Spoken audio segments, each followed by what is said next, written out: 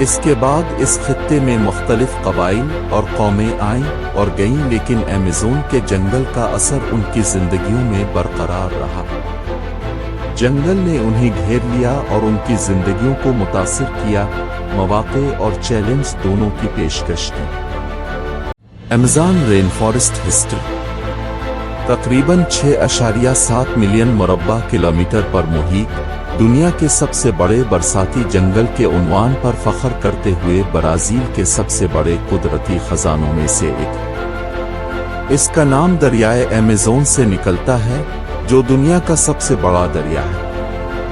جنگل اپنی متنوع جنگلی حیات، پودوں اور پرندوں کے لیے مشہور ہے، جو دنیا بھر میں منفرد اور مشہور ہے۔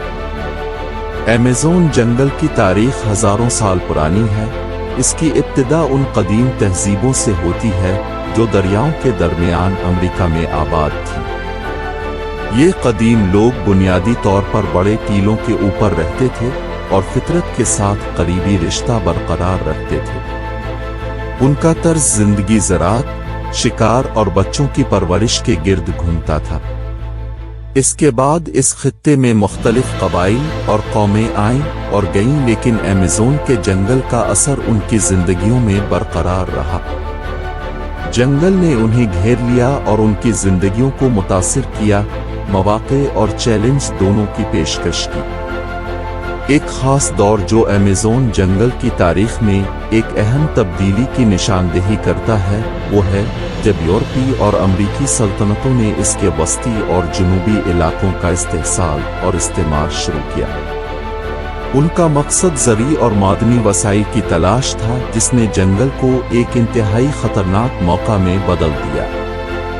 ایمیزون جنگل کی نوآبادیات نے اس کے مقامی باشندوں پر گہرا اثر ڈالا۔